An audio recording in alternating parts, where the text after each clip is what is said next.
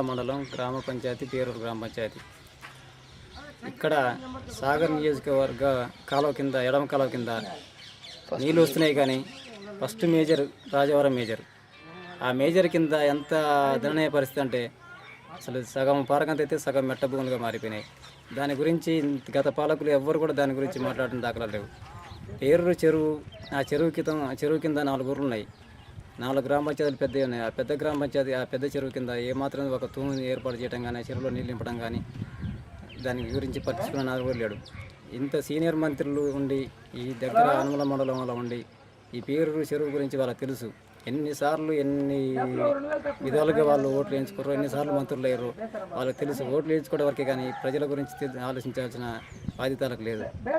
ఇంకో విషయం అసలు అర్థం కాని విషయం ఏంటంటే పేరూరు చెరువు చాలా దాని సమస్యల గురించి చాలా దూరం వెళ్ళిపోయినాయి. దాదాపు రాష్ట్ర స్థాయిలో పోయింది దాని పంచాయతీ గురించి. దానికి వాళ్ళ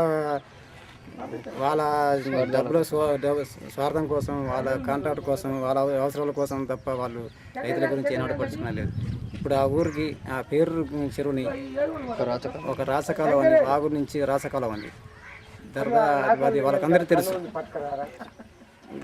పేరూరు గ్రామ పంచాయతీ పుల్లారెడ్డిగూడెం అయితే వాళ్ళకి తెలుసు. రాసకాలువ గురించి తీస్తే చుట్టూ 4 గ్రామ పంచాయతీలు బాగా నీళ్ళు సరిపోతాయి. దాన్ని 3 కార్లు కూడా పండే అవకాశం ఉంది. వాళ్ళకన్నీ తెలిసి కూడా వాళ్ళు చేయట్లేరు. మరి ఏమిటి చేయట్లేరు అనేది వాళ్ళకి ఒకసారి తెలియజెప్పాలి.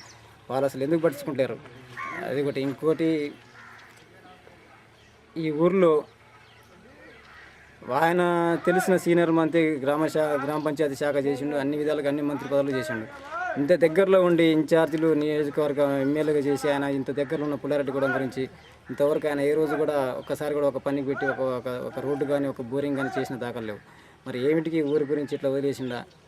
మరి ఈ ఊరు మరి ఆయన ఎందుకు ఇట్లా దాన్ని వదిలేసిండు అనేది మరి ఎందుకు చేయలే చెప్పాలి. పరిధిలో లేదా అసలు ఏమిటికి ఇట్లా చాలా ఘోరమైన పరిస్థితి.